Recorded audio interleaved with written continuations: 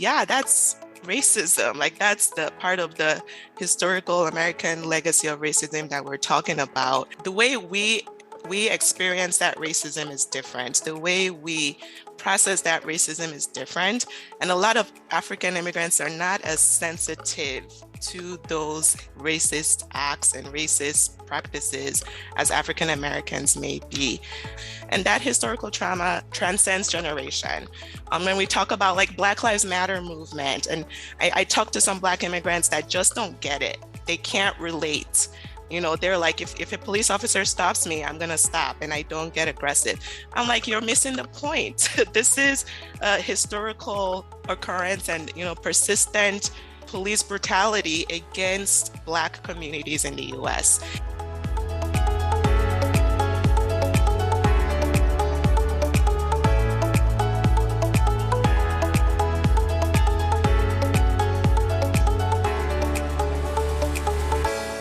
Hello. Welcome to an episode of Lost Lagosians, a podcast covering topics about Lagosians, Nigerians, and Africans in and out of Africa. I'm your host, Brother Mike. Today, I have a long time listener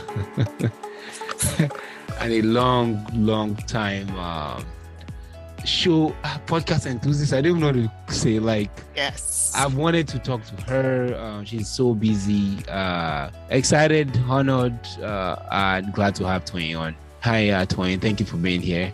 Thank you. The pleasure is all mine. Thanks for inviting me. I was trying to get a hold of you, but you were teaching. By the way, she's a professor, so you were lecturing, couldn't get a hold of you, and you're like, don't worry, when school is out. So in the US now, we're in the summer, so school is officially out, and that's the only window of opportunity I have. Yes.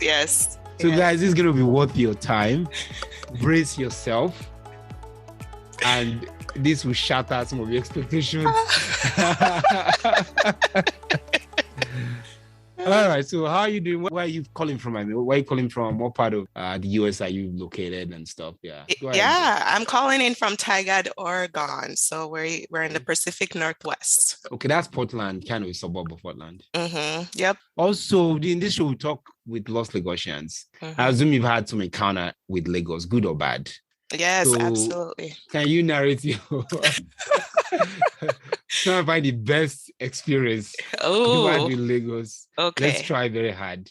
Okay. So best experience. So I was actually born in Lagos, believe it or not. I was born in Lagos. Okay. I was born in Okokomaiko, Lagos. Okay. Yes. Okay. And I lived there till I was about 2 before we moved to Port Harcourt. So a lot of my memories, I mean, when you're 2, you don't really have those memories still prominent. So I don't have a lot of like memories of living in Lagos, but from Port Harcourt, we always went to Lagos over like our Christmas break. So I actually have a lot of fond memories hanging out in Lagos with cousins, family. Around Christmas, you know how lively Lagos is during the holidays, like fireworks, a lot of events to attend, a lot of food, laughing, spending time with family. So I have a lot of fond memories of Lagos. We used to visit Ikorodu, where my mom's family were based. So I love Lagos. My husband is a Lagosian, so of course, Lagos is very dear to my heart. Of course, yeah. Thank you so much for that. Wow, I thought I had to pull that out. No. No. Given the conversations you and I have had in the past about Lagos, and yes. So no, thank you. I like that. We're on a very positive note here. So yeah, let's keep it up. Okay, I'll try my best. Yeah. So you left Lagos, came to the States. How was that ordeal, the experience, and everything? Yeah, so I came to the States with my family when I was 11. So that was 2001. Okay. Of course, as a preteen, teenager, adolescent, of course, there is that culture shock. So you're leaving your friends, you have a close-knit friend group back from where you're from, Nigeria for me, and you're leaving that group and coming to the US, trying to form new friendships, new relationships with people. And, you know, you're coming with this very thick Nigerian accent. There's a culture shock. And I think a lot of first generation Nigerian immigrant children have unique experiences in that adjustment period, trying to get acclimated. There are some challenges, but I also think Nigerians are resilient. So we try our best to overcome those challenges, and we're jovial. We try our best to relate with people. So yeah, of course, eventually I formed close friendships. I made friends. So there was a culture shock, but you just do your best to get acclimated. So Absolutely. Yeah. yeah. What part of the states though? I think that also relates, that matters. If you go to New York, for example, it's gonna be less of a cultural shock versus if you're in a place like Podunk, Washington, or Idaho. Oh yeah. Yes. So we landed in Milwaukee, Wisconsin was where we kind of ended up and made our home.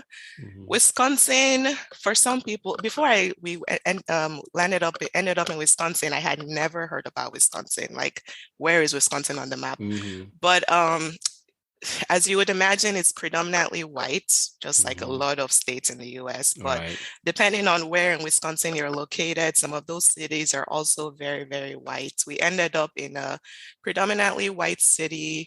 The very first school that we attended, my siblings and I were like the only Black children in this entire school. So yeah, it was a very interesting experience, very unique. Being the only Black children or Black kids, did that, I guess what I'm trying to say is, like, I know there are places where there are only Black kids with African Americans. The experience be different versus being the only Black kids but Nigerians with heavy accents. Yes. Could you tell what those differences were? I don't think I was sensitive enough to the experiences of African Americans at that point to be able to tell those differences. I think what that did for me was made me become hyper aware of the fact that I was different. Like, I knew I was different. And I became hyper aware of the fact that I was Black. Coming from Nigeria, your skin color, your race is a non-issue. You don't really walk around thinking I'm a Black woman, I'm a Black girl. But when you're in a space where you're the only one, you become hyper aware of that fact, especially based on how people treat you or interact with you. In a city that's very, very, very white, typically people do not know how to interact with Black people or like ethnic minorities in a sensitive manner, in a culturally sensitive way. So, they say things like, you speak good English. I'm like, yes. Of course.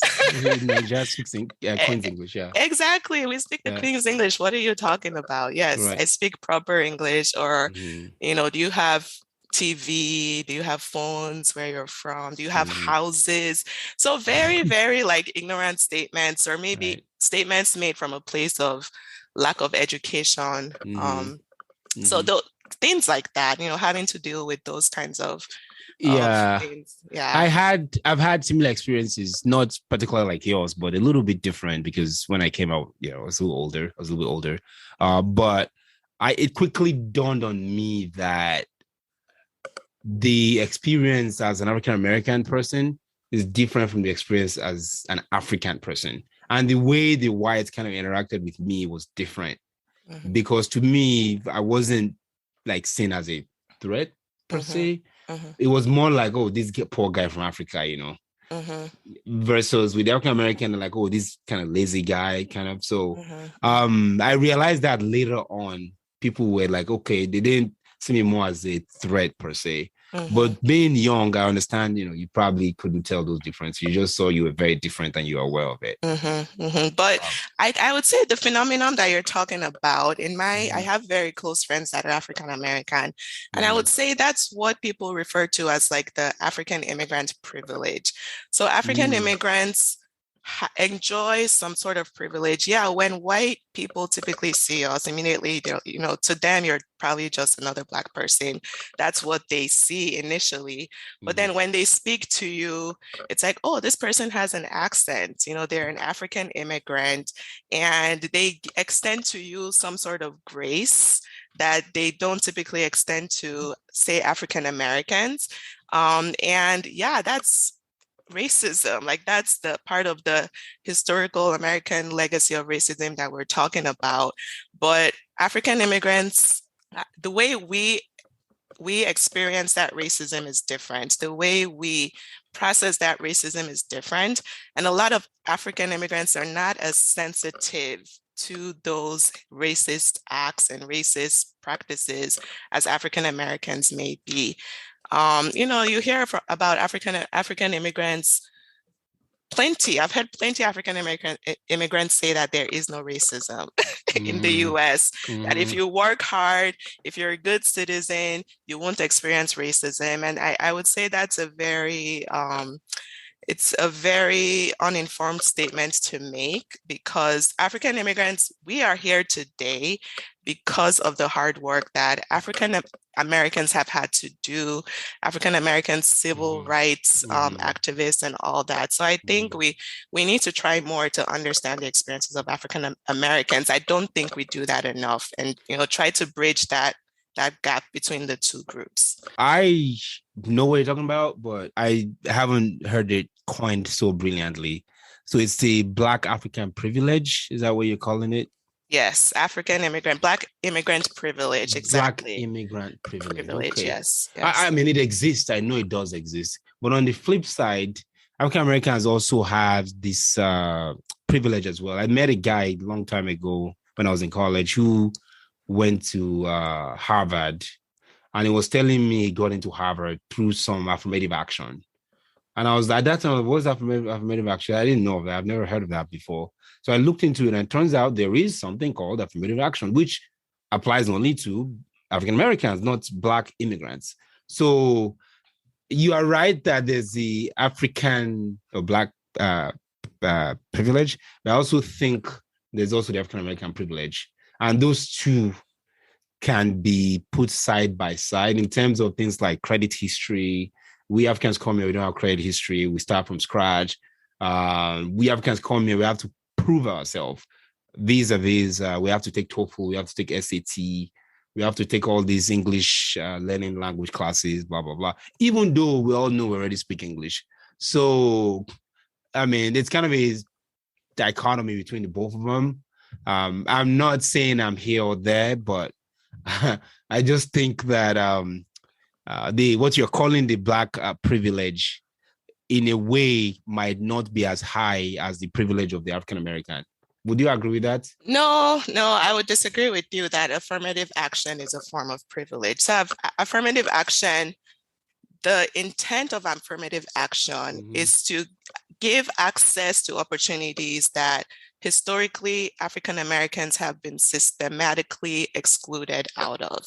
Do Black people qualify for affirmative action? Black immigrants? I mean, Black immigrants qualify by default because we're Black, but initially when affirmative action was created, it was created for the African Americans, the Black people who already were living in the US, the Black descendants people, of slaves. Descendants of slaves. Yeah. And African immigrants came over later on, voluntarily, but the people who these policies and these laws were initially created for are the ones who were here at that time and who were systematically being excluded from opportunities like access to higher education, access to housing. So the goal of these policies are to level the playing field. They're not giving one group privilege or giving one group opportunities or more over another. Yeah, over another. I think it's to equalize the playing field, in my opinion. Yeah, I'd agree to an extent. I'll give you another example. When I was in Nigeria, this was in the 90s. Some of us, even before the internet, have been applying to schools in the US. And back then, there's this thing called FAFSA. We would apply for FAFSA in Nigeria and we'll get FAFSA applications sent to us. Okay. This was way back. I'm talking 95, 96, 97. A lot of them didn't. So if you go to FAFSA and you apply, they will send you a package. They didn't really care that you were international. If you just apply for FAFSA, you get FAFSA, the form. So when I came to the States, I was like, oh, by the way, FAFSA too, And I wanted to apply for FAFSA. And the lady who told me no was so rude. She was so cold about it. And that made me realize that I'm Black African immigrant. I'm not African American. And I hear what you're saying. I'm just saying it's not that near or there, but I couldn't apply. International students who are from Nigeria do not qualify for FAFSA. Yeah. So absolutely, I get what you're saying. I think we can't compare the unique challenges that each group have. We each have, African Americans, African immigrants, we have our distinct experiences, our distinct backgrounds, and distinct that, privileges. and distinct privileges that sometimes, those backgrounds and experiences pose challenges in different ways for each of us.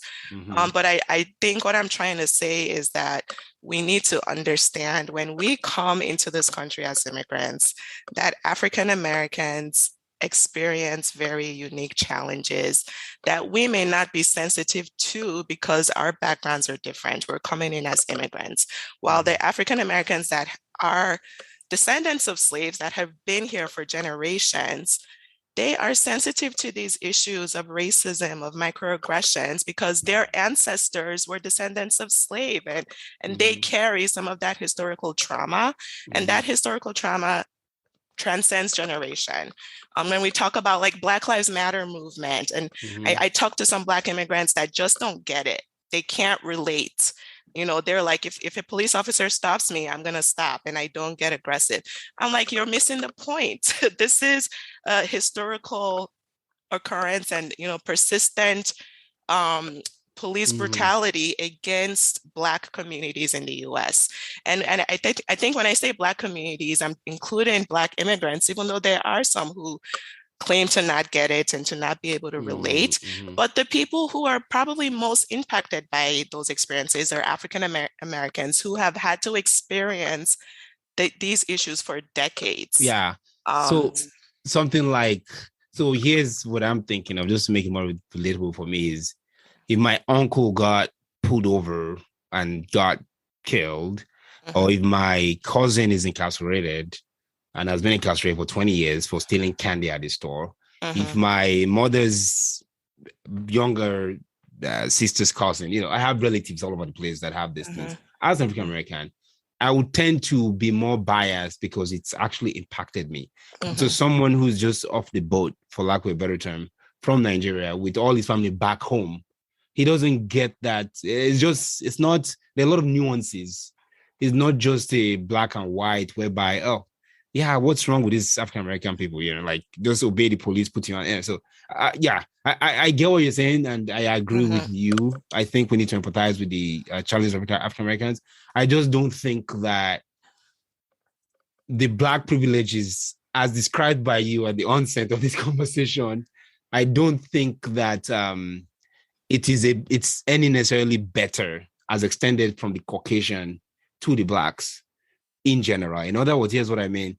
A white man will see you as a Black person, and then he listens to you and interacts with you for 5-10 minutes. Those that will be racist will still be racist, regardless of whether you're African American or not. And if you're African American, some whites will treat you a little better than Africans who are from the jungle in Lagos, with no shoes. While some other whites will say, well, you are from Africa, you are better because you're educated, speak good English. So it's neither here nor there. Go ahead. I actually, so my experience, and this is anecdotal. I don't have evidence. I haven't done a literature review before this podcast, but my experiences would actually contradict what you're saying. I think in America as a country, there are a lot of negative stereotypes attached to the African American communities, African American males, African American women.